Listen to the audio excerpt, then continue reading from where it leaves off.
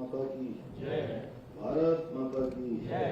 कंडोलिया महाराज की जय। कंडोलिया महाराज की जय। पौड़ी में आयोजित आज बजट पूर्व संवाद में मुख्यमंत्री हमारे यहाँ के बहुत ही सरल और सहज विधायक जो लगातार इस क्षेत्र के विकास के लिए प्रयासरत रहते हैं पौड़ी के लिए श्री राजकुमार पौड़ी जी, सचिव दीप जावलकर जी और कार्यक्रम में उपस्थित यहाँ भारतीय जनता पार्टी के जिलाध्यक्ष भाई कमल किशोर रावत जी, जिला पंचायत की अध्यक्ष जी रचना जी, हमारे सभी मेयर शंभू जी, आरती जी और अनीता जी, तीन ही है ना। अच्छा शैलेंद्र जी, हाँ शैलेंद्र जी आज उसमें आ गए ना। एक्चुअली में मैं पहले भी थोड़ा वो हो गया। आज आपकी ड्रेस जो है शैलेंद्र जी और सभी हमारे आए हुए सभी उद्यमी, नगर पालिका परिषद की यहाँ की अध्यक्ष हिमानी जी, आयुक्त गढ़वाल श्री विनय शंकर पांडे जी, राजीव स्वरूप जी, जिला पंचायत के उपाध्यक्ष जी, सभी हितधारक, विभिन्न क्षेत्रों से आए हुए सभी महानुभाव, हमारी स्वयं सहायता समूह की बहनें, विभिन्न उद्योग समूह से, अन्य समूह से, हमारे कुलपति जी श्री जोशी जी और सभी आज इस अवसर पर यहाँ पर आए हुए राजीव स्वरूप जी, आईजी गढ़वाल, हमारे सभी अधिकारीगण, अनुराधा जी, सौरभ जी, जिलाधिकारी जी, वरिष्ठ पुलिस अधीक्षक एवं अन्य विभागों से भी आए हुए सभी अधिकारीगण, मैं सबसे पहले आप सभी प्रतिनिधिगणों का आज इस संवाद में शामिल होने के लिए आप सभी का मैं स्वागत करता हूं, हृदय से आप सबका अभिनंदन करता हूं। और आज तो मैं कोई भाषण देने के लिए नहीं आया हूं, बल्कि आज आप सबके सुझाव लेने थे और कोशिश करी कि हमने सभी के सुझाव लें, लेकिन काफी सारे अच्छे सुझाव आए और बड़े व्यवहारिक सुझाव आए। सच में ऐसा लग रहा था कि अभी दिलीप जी आप अगर सब में हाँ करते जाते तो मैं यहीं पर जो है सबको जो है स्वीकृति देते जाता। क्यों विक्की भाई, ठीक है ना? पैनोली जी ने भी देखे उतना अच्छा सुझाव दिया वहां से सबने, और सभी के एक से एक अच्छे, और मैं इसको कहूं कि बहुत व्यवहारिक सुझाव आप सब लोगों ने दिए हैं, तो इसमें कोई अतिशयोक्ति नहीं होगी। और जैसा पूर्व वक्ताओं ने कहा और शुरुआत में श्री दिलीप जावलकर जी ने बहुत कम शब्दों में जब उन्होंने अपनी बात रखी, तो ये हम लोगों ने 2022 से इस प्रकार का एक काम शुरू किया कि जब भी बजट बने, बजट से पहले हमारे विभिन्न आयामों में काम करने वाले अनेक प्रकार के सामाजिक काम, राजनीतिक क्षेत्र में काम, विभिन्न संगठनों के माध्यम से व्यापार करने वाले लोग, पर्यटन के क्षेत्र में काम करने वाले, उद्यम के क्षेत्र में काम करने वाले, हमारी महिला स्वयं सहायता समूह और ऐसे सभी जो लोग धरातल पर काम करते हैं।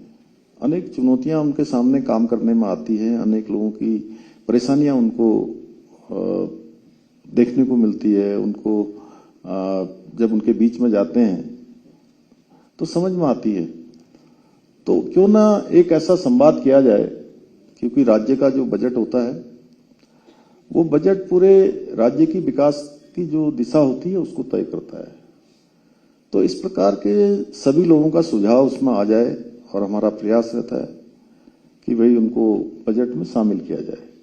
इसी को लेकर पिछले दिनों 7 तारीख को इसी माह हमने सीमांत क्षेत्र चंपावत के बनबसा में कुमाऊं क्षेत्र के कुमाऊं मंडल के सभी जिस प्रकार आप लोगों का यहाँ पर समूह आया है, उसी प्रकार के समूह के साथ वहां भी लगभग 2.5-3 घंटे तक वहां भी हम लोगों ने वार्ता की। सभी ने वहां भी काफी अच्छे सुझाव दिए थे और इसी प्रकार यहाँ पर भी बहुत अच्छे सुझाव दिए हैं।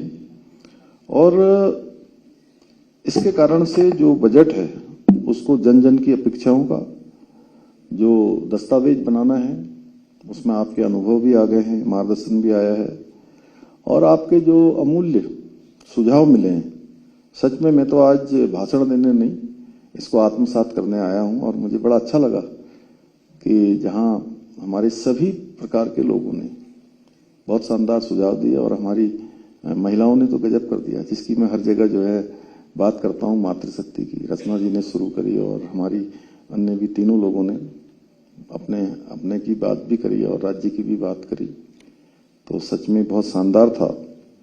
भाइयों बहनों, सामान्यतः जो बजट है इसको आंकड़ों, फाइलों और जटिल वित्तीय शब्दावली का केवल दस्तावेज माना जाता है और बहुत बार तो मैं ही जो है लगभग 15 साल मुझे होने वाले हैं इस व्यवस्था में काम करते करते, सीधे सीधे हर बार बजट प्रस्तुत होता है और हर बार हम भी कभी 5वां साल तो ये हमको इसी जिम्मेदारी पर हो गया, लेकिन अभी भी कई बार बहुत सारा इतना वो होता है, कॉम्प्लिकेटेड बोलते हैं पांडे जी इसको कॉम्प्लिकेटेड होता है। मैं समझता हूं कि ये बहुत अलग प्रकार का विषय है, तो हमने कोशिश करी है कि इसको थोड़ा सरल कैसे बनाया जाए। डॉक्टर साहब, सरल कैसे हो, ये आम जनता का बजट कैसे बने। तो प्रधानमंत्री जी ने भी शुरू किया देश भर में कि भाई बजट से पहले भी, बजट के बाद भी, कि लोगों को बताया जाए कि इस बजट में क्या क्या प्रावधान किए गए हैं, उनके लिए कौन कौन से इसमें आगे बढ़ने के रास्ते दिए गए हैं, क्या क्या लाभार्थी योजनाएं हैं, देश के लिए क्या हो रहा है, किसानों के लिए क्या है, महिलाओं के लिए क्या है, सीमांत क्षेत्र के लोगों के लिए क्या है, अभी हमारी नगर पालिकाएं और नगर निगमों के लिए क्या है, या जो त्रिस्तरीय हमारे पंचायतें हैं उनके लिए किस प्रकार का बजट हो। तो इसलिए हमने संकल्प लिया कि हमारी सरकार इसको केवल बंद कमरों में नहीं रखेगी, बंद कमरों की बजाय इसको खुले संवाद के और व्यापक विचार विमर्श से, सबकी सहभागिता से इसको हम तैयार करेंगे। और सबका साथ, सबका विकास, सबका विश्वास और सबका प्रयास, ये केवल एक नारा नहीं है, ये बजट की एक उसके निर्माण की आधारशिला है जहां से तैयार होता है। और मुझे बहुत अच्छा लगा कि जितना मैं सोचता था इस बात को, तो हमारे जावलकर साहब ने भी इसको जो है पूरे वित्त विभाग को लेकर सच में वो खुद भी जो है अपनी पूरी तैयारी के साथ आते हैं। आपने देखा होगा जैसे जैसे आप लोग बोल रहे थे मैं भी नोट कर रहा था और ये भी अपने कंप्यूटर में डाल रहे थे वहां पर। ये टेक्नोलॉजी का ज्यादा अच्छा यूज कर रहे थे और सारा इन्होंने लिख दिया। और मतलब मैं ये कह सकता हूं कि आपके सुझाव बहुत ही बहुमूल्य है और आज का ये जो संवाद है, हमारी जो लोकतांत्रिक प्रक्रिया है, उस लोकतांत्रिक प्रक्रिया का उस जीवंत कार्यशैली का एक उदाहरण है कि भाई सभी लोगों ने अपनी बात रख दी। हालांकि कुछ लोग मुझे लगता है कि और बात रखना चाहते थे, शायद अभी उनको नहीं मिल पाया, समय नहीं मिल पाया या नहीं रख पाए, तो मैं उनसे निवेदन करूंगा, अनुरोध करूंगा कि अपने सारे के सारे जो है सुझाव आज भी दे सकते हैं। अगर 1-2 दिन बाद देना चाहें तो 1-2 दिन बाद भी, जहां भी जिस जनपद में भी देना चाहें, जिलाधिकारी जी, पांडे जी, आप लोग भी व्यवस्था कर लें, यहाँ के सबके सुझाव हमको मिल जाएं, तो किसी का भी बहुमूल्य सुझाव कहीं छूटना नहीं चाहिए। और ये केवल एक सुझाव लेने का ही नहीं, एक कार्यक्रम मात्र नहीं है, संक्षिप्त जरूर है कि भाई 2-3 घंटे में बहुत सुझाव नहीं लिए जा सकते हैं, बहुत ज्यादा इस पर विस्तार से चर्चा भी नहीं हो सकती है, लेकिन इसके बावजूद भी जो यहाँ पर लोग आए हैं उसको मैं कह सकता हूं कि एक टीम उत्तराखंड की भावना को सशक्त करने वाले लोग हैं। और एक क्रीम है, जो एक क्राइटेरिया तय किया गया है, वो क्रीम है जो विभिन्न विभिन्न क्षेत्रों में अलग अलग वर्गों का प्रतिनिधित्व करते हैं। और टीम उत्तराखंड की जो सामूहिक सोच है उसको दिशा देने का एक मंच भी है। भाइयों बहनों, पिछले वित्तीय वर्ष में जैसा दिलीप जावलकर जी ने बताया कि उत्तराखंड का बजट पहली बार 1 लाख करोड़ रुपए के ऐतिहासिक आंकड़े को पार कर गया था। और कहां 4000 करोड़ से हमारा राज्य का ये बजट प्रारंभ हुआ और उसमें ऐतिहासिक रूप से लगातार हम लोग प्रगति करते गए और इस बार के बजट में हर बार 10% बढ़ जाता है, तो इसमें 10% और ऐड आने वाला जो हमारा मार्च के महीने में बजट है उस बजट में हो जाएगा। और ये केवल एक संख्या नहीं है, बल्कि ये हमारी आर्थिक मजबूती, वित्तीय अनुशासन और विकास किस गति से, तीव्र गति से हो रहा है। जैसा आप सभी जानते हैं कि जीएसडीपी हमने 2022 में राज्य की दुगना करने का लक्ष्य लिया था, ये संकल्प लिया था और आज मुझे बताते हुए खुशी है कि हम अपने लक्ष्य को उसमें प्राप्त कर गए हैं। लगभग हम जीएसडीपी को प्राप्त कर गए हैं और चाहे वो राज्य को राजस्व सरप्लस की स्थिति में बनाए रखना हो या पूंजीगत व्यय में उल्लेखनीय रूप से बढ़ोतरी करनी हो। 2019-20 में जहां पूंजीगत व्यय, जिसमें आप सब लोग काम करते हैं, नगर पालिकाओं में, जिला परिषद में, अन्य हमारे माननीय विधायकगण, अन्य जो योजनाएं चलती हैं सरकारी, हमारे जिला प्लान से लेकर सारी चीजें जिसमें होती हैं अवस्थापना में, अगर मैं कहूं तो पहले 19-20 में ये हमारा 5,000 रुपये करोड़ का था और अब ये बढ़कर 11,000 करोड़ से अधिक हो गया और आज हम लगभग 30-40 हजार करोड़ रुपए का काम प्रत्येक वर्ष कर सकते हैं। इस दृष्टि से अगर आप सोचेंगे तो हम सबको उत्साहित होने का भी जो है ये मौका है कि आंकड़ों से ही नहीं, व्यवहारिक रूप से भी। और वहीं हमारे पड़ोस में हमारा ही जैसा राज्य हिमाचल भी है, वहां की स्थिति के बारे में भी थोड़ा हमको जानकारी होनी चाहिए। एक समय में लोग कहते थे कि हमको जो है हिमाचल को देखना चाहिए, कहते थे कि नहीं कहते थे? कौन बताएगा? कहते? जोशी जी आप बताओ, कहते थे ना? लेकिन अभी वहां के लोग कहते हैं कि अब उत्तराखंड को देखिए, उत्तराखंड किस तेजी से आगे बढ़ रहा है। तो कहीं ना कहीं हम लोगों ने तेज गति से प्रगति की है और ये हमारा ये सब आंकड़े, ये सब हमारा जो भी काम है, ये दर्शाता है कि हम केवल खर्च नहीं कर रहे हैं, बल्कि भविष्य के उत्तराखंड के लिए एक सुनहरा उत्तराखंड बने, हर दृष्टि से अच्छा उत्तराखंड बने, उत्तराखंड देश का प्रमुख राज्य बने, उस दृष्टि से हम निवेश भी कर रहे हैं, इन्वेस्टमेंट कर रहे हैं आगे आने वाले समय के लिए। लेकिन मैं आज आप सबसे यह कहना चाहता हूं कि हमारा आगामी बजट आकार में बड़ा होने के साथ साथ प्रभाव में व्यापक और परिणामों में भी ठोस होगा। हम पूरी तरह से उसकी तैयारी कर रहे हैं, आपके सुझाव ले रहे हैं, अन्य तैयारियां भी हम कर रहे हैं। और ये हमारा जो बजट है ये आउटकम आधारित बजट होगा, जिसमें प्रत्येक योजना का उद्देश्य होगा, उसकी समय सीमा क्या होगी और जिस योजना के लिए ये बजट प्रावधानित किया गया है, यानी कि जिस योजना के लिए बजट यहाँ पर स्वीकृत हो रहा है कि उस योजना में उस व्यक्ति को, उस स्थान को वो बजट मिल रहा है कि नहीं मिल रहा है, ये भी निर्धारित होगा और परिणाम स्पष्ट हों। इस बजट में यह भी हम लोग प्रावधान करने वाले हैं और जहां पर भी आवश्यकताएं होंगी, जहां पर जरूरत है, वहां पर हम योजनाओं के लिए रीडिजाइनिंग करेंगे, रीस्ट्रेचिंग, इसका भी हम साहस भी दिखाएंगे। ऐसा नहीं है कि माने जहां जरूरत है वहां पर कम नहीं, जहां कम वहां हम, जैसे कहते हैं। तो इस प्रकार की सोच के साथ इस बजट को हम आगे बढ़ाएंगे। भाइयों बहनों, उत्तराखंड की अर्थव्यवस्था में हमारे जो व्यापारी बंधु हैं, उद्योगपति हैं, एमएसएमई क्षेत्र हैं, इन सभी की बहुत अत्यंत महत्वपूर्ण भूमिका है।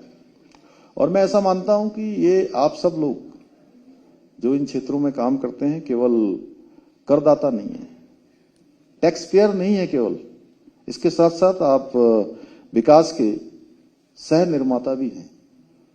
आपके कारण से आपकी तरक्की होगी तो निश्चित रूप से विकास भी आगे बढ़ेगा, आपकी इंडस्ट्री अच्छी चलेगी, आपका व्यापार अच्छा चलेगा, तो वो सारी चीजें एक दूसरे से जुड़ी हुई हैं। आप आगे बढ़ेंगे तो राज्य भी आगे बढ़ेगा, देश भी आगे बढ़ेगा। पर्यटन का क्षेत्र है, होम स्टे है, होटल उद्योग है, स्टार्टअप्स है, सूक्ष्म एवं लघु उद्योग है। हमारे प्रदेश में ये सब रोजगार सृजन के प्रमुख स्तंभ हैं और इनसे लोगों को काफी उनकी आजीविका चलती है, आजीविका के साथ लोगों का रोजगार चलता है।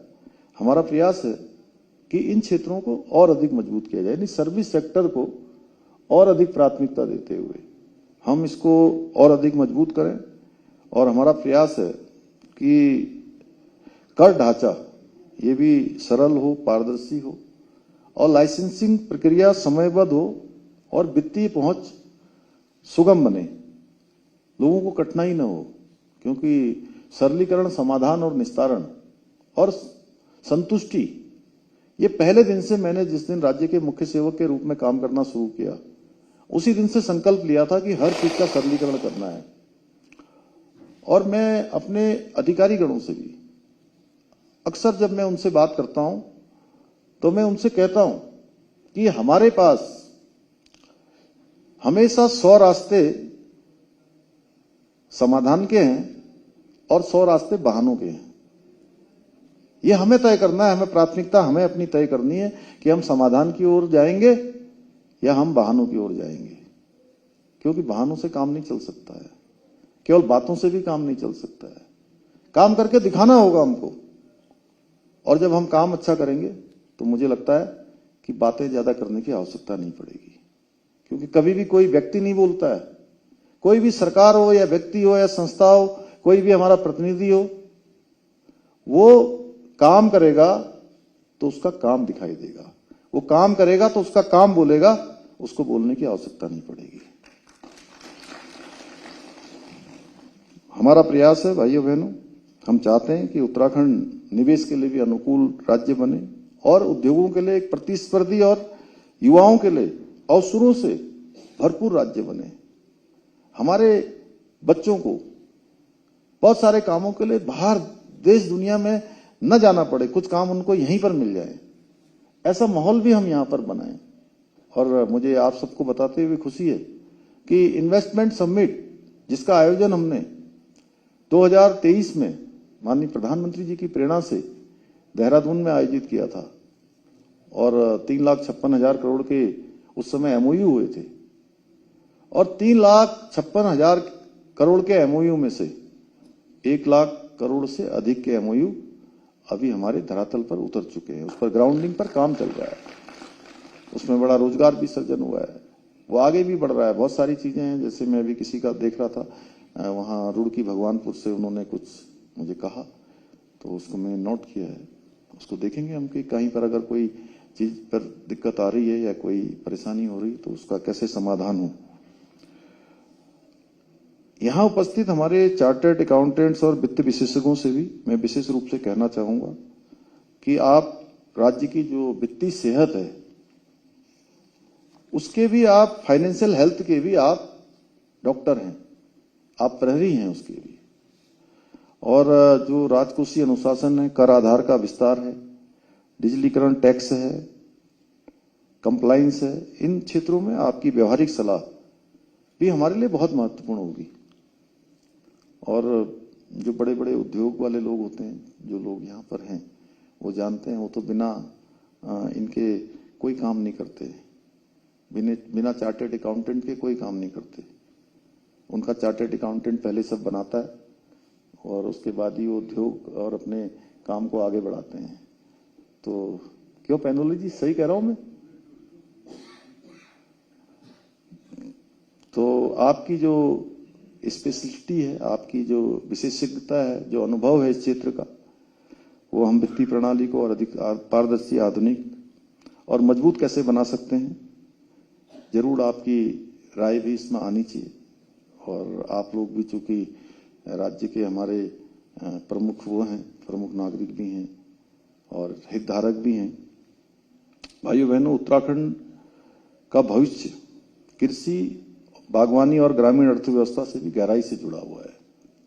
इस क्षेत्र में भी आप लोगों के काफी सुझाव आए हैं। फार्म मशीनरी बैंक के बारे में, जैसा मुझे लगता है हमारी डॉक्टर सविता जी ने कहा कि फार्म मशीनरी बैंक केवल एग्रीकल्चर में चलता है, हॉर्टिकल्चर में नहीं चलता है। तो हम लोग देखेंगे, इसकी भी समीक्षा करेंगे कि इसमें दिलीप जी, ये एक अच्छा सुझाव था, तो आपने नोट भी कर लिया था, मैंने बात हुई थी। तो इससे हम चाहते हैं कि हमारे किसान जो खेती करते हैं, किसानी करते हैं या उद्यान के क्षेत्र में काम करते हैं, वो सभी समृद्ध बने, हमारे सभी गांव आत्मनिर्भर बने। हमारा जैविक खेती, प्राकृतिक खेती, food processing, cold chain, value addition और मार्केटिंग लिंकिंग, इस पर विशेष फोकस है। हम चाहते हैं कि हमारा किसान अब केवल उत्पादक न रहे बल्कि उद्यमी भी बने, साथ में उद्यम भी बढ़ाए, इसके साथ साथ रोजगार प्रदाता भी बने। हमारी प्राथमिकता है छोटे किसानों को बाजार तक सीधी उनकी पहुंच हो, सीधी पहुंच मिले, उनके उत्पादों की अच्छी मार्केटिंग हो, अच्छी ब्रांडिंग हो, अच्छा उनका विपणन का अवसर मिले और डिजिटल प्लेटफॉर्म इन सभी के उपयोग बढ़े। और बहुत सारे, चूंकि हमने कहा था राज्य के हर जिले में, हर स्थानों पर, हर ब्लॉक में जो है ऐसे अवसर जो है हमारे किसानों के लिए भी मिलने चाहिए, हमारी स्वयं सहायता समूह की जो बहनें हैं जो अच्छे उत्पाद बनाती है उनके लिए भी मिलने चाहिए। उस पर हम काम कर रहे हैं। भाइयों बहनों, महिला सशक्तिकरण के लिए लखपति दीदी जैसी योजना अत्यंत महत्वपूर्ण है और हमारा प्रयास है कि इस योजना के द्वारा और अधिक, लगभग 2 लाख बन चुकी हैं अभी तक। एक इतिहास बना दिया है हमारी राज्य की बहनों ने।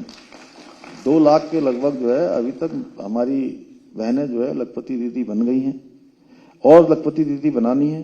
हम इस बार के बजट में स्वरोजगार से महिलाओं की आय में वृद्धि कैसे हो, उनकी आजीविका कैसे बढ़े, उनकी सुरक्षा और उनका सशक्तिकरण कैसे हो, उस पे इस बार बजट में हम उसको करना चाहते हैं। इसके बार के बजट में उसका प्रावधान करना चाहते हैं, क्योंकि मैंने नजदीक से देखा है, आप सबने भी देखा होगा, जिनके ऊपर भगवान की कृपा होती है तो कई बार भगवान थोड़ा कठिन समय देता है, फिर दिखाता है, पहले दिखाता है, फिर जो है उसको जो है शोधित करता है, शोधित करने के बाद फिर जो है वो अच्छा सा दिखा देता है। और कई बार लोगों को शुरू से ही बड़ी कठिनाई होती है और किसी को कठिनाई नहीं होती है, लेकिन उसको भी कुछ सीखने का अवसर मिल जाए तो बहुत अच्छा है। आपने देखा होगा पहाड़ की जो हमारी मातृशक्ति है, माताएं बहनें हैं, उनका जीवन बहुत कठिन होता है, बहुत चुनौतियां होती हैं उनके सामने। और जब अपने घर में रहकर, परिवार के साथ रहकर अपना रोजगार कर रही हैं, दूसरे लोगों को भी रोजगार दे रही हैं, आमदनी अच्छी हो रही है, घर में पैसे आ रहे हैं, तो आप सोचिए कि उनके जीवन में कितना बड़ा परिवर्तन हुआ। केवल पैसा ही नहीं आ रहा है, पैसे के साथ साथ उनको जो सम्मान मिल रहा है घर में, उनकी सास, उनके घर की देवरानियां, जेठानियां, अगल बगल वाले, सबका जो भाव बदल जाता है, देखने की जो दृष्टि है वो बदल जाती है। इतने आत्मसम्मान में कितने प्रकार की वृद्धि होती है जो केवल धनार्जन से नहीं हो सकती है। इस प्रकार का सम्मान जो है आज जो है स्वयं सहायता समूह के माध्यमों से हमारी बहनों को मिल रहा है। भाइयों बहनों, आदरणीय प्रधानमंत्री मोदी जी ने हमारे इस दशक को उत्तराखंड का दशक बताया था और इस लक्ष्य को पाने के लिए हम अनेक काम कर रहे हैं। और उनके मुंह से निकले हुए शब्द वो सामान्य शब्द नहीं थे, उनके शब्द निकले और उनके शब्द निकलने का प्रभाव ये हुआ कि पिछले 4 सालों में, 5 सालों में हम लगातार भारत के प्रमुख राज्यों में हमारी गिनती हो रही है। चाहे हमको नए कानून बनाने हो, चाहे कोई नवाचार करना हो, चाहे यूसीसी जैसा कानून बनाना हो, नकल का कानून बनाना हो, मदरसा बोर्ड समाप्त करना हो, धर्मांतरण रोकने का कानून बनाना हो, या यहाँ पर दंगा रोकने का कानून बनाना हो, अनेक प्रकार के नवाचार। इसके साथ साथ आज मत्स्य के क्षेत्र में हम देश में पहले स्थान पर हैं। पर्यटन के क्षेत्र में हमारे 4 ग्रामों को सर्वश्रेष्ठ पर्यटन ग्राम के रूप में पुरस्कार मिल रहा है। चाहे वो कृषि के क्षेत्र में हो, चाहे आज सतत विकास के लक्ष्यों को प्राप्त करना हो, sustainable development goals, NITI Aayog Bharat सरकार के 23-24 की रैंकिंग के इंडेक्स में हम पूरे देश में पहले स्थान पर आए हैं। अभी निर्यात तैयारी सूचकांक में भी, उसमें भी हम देश के जो है पहले नंबर के राज्यों में हमारी गिनती हुई है। इसमें ईज ऑफ डूइंग बिजनेस हो, ईज ऑफ लिविंग बिजनेस हो, या हमारा स्टार्टअप्स हो, हर क्षेत्र में आज हमारा नाम हो रहा है। खनन जैसा क्षेत्र जिसको जो है बड़ा कोई भी सरकार होती थी तो उसको छूती नहीं थी, और दिलीप जी तो बिल्कुल पहले ही जो है नाक बनाने लगते थे, हैं? लेकिन अब दिलीप जी इतने खुश होते हैं जैसे खनन का नाम आता है, क्योंकि इनकी तिजोरी में जो 300-400 करोड़ रुपया आता था वो अब 1200 करोड़ की लिमिट पार कर गया 1 साल में। और उसमें भी भारत सरकार ने केवल ये तिजोरी में जो पैसा जमा होता है वो कोई अपनी जेब से लाके जमा नहीं कर देगा, वहीं से जमा हो रहा है। और भारत सरकार ने उसमें हमको विशेष प्रोत्साहन दिया। 1-2 महीने के अंदर हमको 100 करोड़ रुपए की धनराशि अच्छा काम करने के लिए खनन के क्षेत्र में दी है, प्रोत्साहन राशि हमको दी है। ऐसे अनेक क्षेत्र हैं आज जिनमें उत्तराखंड बहुत अच्छा काम कर रहा है। आयुष्मान भारत में अच्छा काम कर रहा है। हम पर्यटन के क्षेत्र में, बागवानी के क्षेत्र में भी हम अच्छा काम कर रहे हैं। तो अगर हम बात करते हैं कि सतत विकास के लक्ष्यों को प्राप्त करना और उसमें उस इंडेक्स में हमारा नाम पहले नंबर पर आना, तो ये कोई सामान्य बात नहीं है। सतत विकास के लक्ष्यों को प्राप्त करने में कई सारे मानकों को एक साथ जो है देखा जाता है कि हमने लोग यहाँ आ रहे हैं, इतने 6-6 करोड़ लोग हमारे यहाँ पर्यटन के लिए आ रहे हैं, उनके लिए हमने क्या व्यवस्थाएं करी हैं, हमने पेयजल के क्षेत्र में क्या व्यवस्थाएं करी हैं, दूरस्थ क्षेत्रों तक हमने सड़कें पहुंचाने पर क्या काम किया है, हमने आवास की कैसी व्यवस्थाएं करी हैं, पार्किंग की कैसी व्यवस्था करी है। आप लोगों ने कहा अभी कुछ बातें, उसको भी हम लोग कर रहे हैं। हमने हेली सेवाओं में किस प्रकार से काम किया है। तो सारे ही सेक्टर मिला के उद्योग के क्षेत्र में हम किस प्रकार का प्रयास कर रहे हैं, छोटे लघु उद्यमियों को आगे बढ़ाने के लिए क्या कर रहे हैं, सामान्य किसान को, सामान्य मानवी को किस प्रकार से हम सहायता कर पा रहे हैं। तो इन सारे क्षेत्रों की जब गणना होती है, उस गणना में से जो निचोड़ निकल कर आता है, तब जो है उस इंडेक्स में पहला नंबर आता है।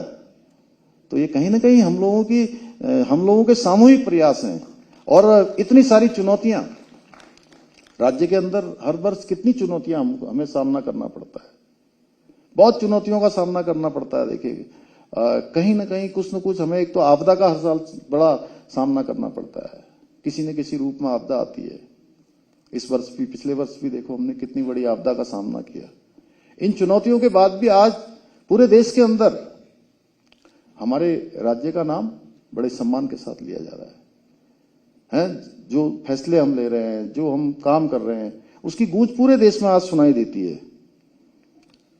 तो इसलिए हमारा आगामी बजट इन सभी दृष्टि के अनुरूप राज्य की जो प्राथमिकताएं हैं उसको दिशा देगा। और विकसित भारत 2047 का जो प्रधानमंत्री जी का संकल्प है, उस संकल्प को पूरा करना और उस संकल्प के लक्ष्य को पूरा करने में उत्तराखंड राज्य का भी योगदान प्रभावी तरीके से देश के साथ हो, विकसित भारत के संकल्प में हो, इस प्रकार का बजट हमें बनाना है। इसलिए हमारा प्रयास रहेगा कि इस बार के बजट में उत्तराखंड की जो सामूहिक इच्छा का प्रतिबिंब है वो दिखाई देना चाहिए कि समेकित रूप से विकास हो। ये नहीं होना चाहिए कि एक क्षेत्र विकसित हो गया, दूसरा क्षेत्र छूट गया। हमारा नीति से, माणा से लेकर अंतिम गांव हमारा गुंजी, नाभी और जितने भी हमारे उस क्षेत्र के गांव, गरब्यांग तक के गांव, उन गांवों तक, आराकोट से लेकर अस्कोट तक, सभी क्षेत्रों में समेकित रूप से विकास हो।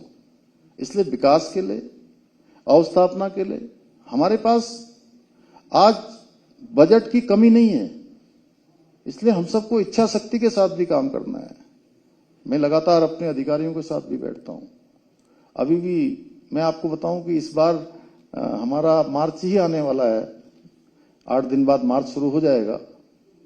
अभी भी हम 50% लगभग खर्च कर पाएंगे। कितना कैपिटल में थोड़ा हम लोग इस बार कम खर्च कर पाए अभी तक, क्योंकि इस बार 2 बार हमको आचार संहिताओं का भी सामना करना पड़ा, कभी नगर पालिका, नगर निगम और इसकी, फिर उसके बाद जिला परिषद की। तो इसके कारण से, लेकिन हम अगले साल से प्रयास करेंगे पहले से ही कि कितना रेवेन्यू प्राप्त हो रहा है, कितना हमको प्राप्त करना है। बहुत सारे क्षेत्र अभी ऐसे हैं जहां पर हम सैचुरेशन की स्थिति में आ गए हैं। सैचुरेशन आ गया है कि अब उससे ज्यादा नहीं बढ़ सकता है, लेकिन हम अपने खर्चे कम नहीं कर सकते हैं। जो विकास की योजनाएं हैं उसको रोक नहीं सकते हैं। जो प्लान का एक बड़ा पैसा हमारा कर्मचारियों के लिए जाता है वो हमारा जाहिर है। हमारा राज्य उन राज्यों में जहां पूरे देश में सर्वाधिक कर्मचारी वाले जो राज्य हैं, वो हमारा राज्य भी उसमें से एक है। हमारी इस प्रकार की पहले से ही व्यवस्था बनी हुई है, तो उनको भी हमको पूरा करना है और विकास के लिए नई नई संभावनाओं को भी देखना है। अन्य क्षेत्रों से कहां से हमको रेवेन्यू प्राप्त हो सकता है, उन क्षेत्रों पर भी काम करना है।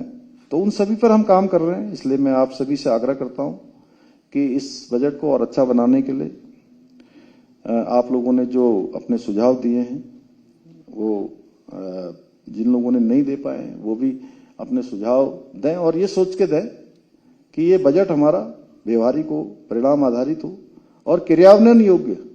जो सुझाव हैं वो सब आप देंगे तो मुझे लगता है कि हमको आसानी होगी अपना बजट बनाने में भी, और जैसे उद्योगों को और कैसे प्रतिस्पर्धी कैसे बनाया जाए, निर्यात को और कैसे बढ़ाया जा सकता है, राज्य में टैक्स कंप्लायंस बढ़ाने के सरल उपाय क्या हो सकते हैं छोटे किसानों के लिए, यानी कि उनको किसानी करने के लिए बहुत पैसा खर्च न करना पड़े, कम पैसा खर्च करके उनकी अच्छी पैदावार कैसे हो, उनकी आय दुगनी कैसे हो, इसके लिए कोई ठोस उपाय बता सकते हैं।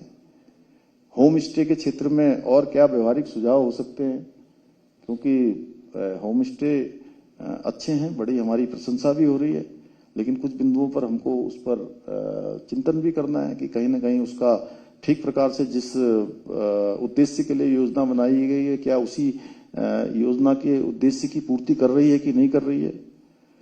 मूल्य संवर्धन और प्रोसेसिंग इकाइयों का और कैसे डेवलपमेंट हो और कैसे विस्तार हो, छोटी हैं तो कैसे बढ़े, डिजिटल प्लेटफॉर्म का अधिकतम उपयोग कैसे सुनिश्चित किया जाए। मैं आप सभी को विश्वास दिलाता हूं, आपके सुझाव जो भी आए हैं वो केवल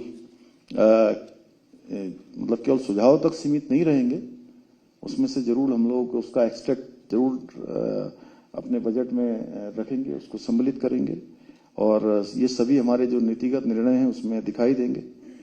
तो हम सब मिलकर उत्तराखंड को आर्थिक रूप से और अधिक और आत्मनिर्भर कैसे बनाएं, इसके लिए हम सबको मिलकर प्रयास करना होगा। आप सभी का सहयोग, सुझाव, सहभागिता इस प्रक्रिया की सबसे बड़ी हमारी ताकत है। और आप सब लोगों ने यहाँ आए हैं, दूर दूर से आए आप लोग और समय निकाल के आए, बहुमूल्य समय दिया। और पौड़ी जैसे हमारे सुंदर स्थान पर माननीय विधायक जी ने भी कहा, नगर पालिका की चेयरमैन महोदया ने भी कहा, जिला पंचायत अध्यक्षा ने भी कहा, उपाध्यक्ष जी ने भी कहा, अन्य लोगों ने भी सबने अपने अपने विचार रखे हैं। और यहाँ के लिए इन्होंने पेयजल की बात पहले करी थी, पेयजल के लिए हम लोग काम कर रहे हैं, पार्किंग के लिए हेली सेवा जल्दी ही हम शुरू करेंगे, क्योंकि हेली सेवा का जो हेलीपॉड आपने बनाने के लिए कहा है तो वो जल्दी, और मैं तो कहता हूं कि हमारे राज्य में हेली सेवा एक बहुत आवागमन का सबसे अच्छा साधन है। ऐसी कठिन भौगोलिक परिस्थितियां हैं तो हेलीपोर्ट और हेली सेवा दोनों हमारी प्राथमिकता में है। हेलीपोर्ट तो जहां बन सकता है, हेलीपोर्ट बनाने के लिए हम तुरंत पैसा दे रहे हैं। मुझे लगता है कि कहीं कोई फाइल, कोई पैसा, दिलीप जी इसके लिए तो कहीं रुकावट नहीं है। जगह जगह हेलीपैड बना रहे हैं, क्योंकि आने वाले समय में ये हमारे राज्य के लिए, पर्यटन के लिए भी, आपदा की दृष्टि से भी, भौगोलिक दृष्टि से भी, लोगों की सरलता आने जाने के लिए, परेशानियों में, आपदा के समय में बहुत सहायक होंगी। इसलिए हम लोग करेंगे। और पौड़ी बजट का चूंकि ये मुख्यालय है और मुख्यालय के साथ साथ यहाँ पर पर्यटन के क्षेत्र में भी अपार संभावनाएं हैं। उस दौरान मेरी आप सभी लोगों से बातचीत हुई है, तो हमारा प्रयास होगा कि इस सांस्कृतिक नगरी को, इसको जो है फिर से जो है हम लोग सभी प्रकार के जो आयाम हैं हमारे पर्यटन के, धार्मिक क्षेत्र के, अन्य क्षेत्रों के, उन क्षेत्रों से जोड़ें और इसको भी मुख्य धारा में लाएं। और इसी के साथ मैं आप सभी का एक बार धन्यवाद करते हुए कि आप सभी ने भाग लिया और इस बार का जो हमारा बजट प्रस्तुत होगा वो हमारे राज्य को देश का श्रेष्ठ राज्य बनाने का जो हमारा विकल्प रहित संकल्प है, उस संकल्प को पूरा करने में अवश्य सहायक होगा। और हम सब लोग हमारे प्रधानमंत्री जी के कथन के अनुसार, उनके द्वारा जो कहा गया है, उत्तराखंड का दशक बनाने के लिए हम सब काम करेंगे अपने अपने क्षेत्रों में, पूरे समर्पण के साथ, पूरे मेहनत के साथ, पूरे कर्तव्य के साथ, अपनी जिम्मेदारी को करते हुए सबसे अपना बेस्ट देंगे। इतना ही आप सबसे निवेदन करते हुए मैं अपनी बात को समाप्त करता हूँ। धन्यवाद। मैं डीएम मैडम से रिक्वेस्ट करूंगा वोट ऑफ थैंक्स के लिए प्लीज।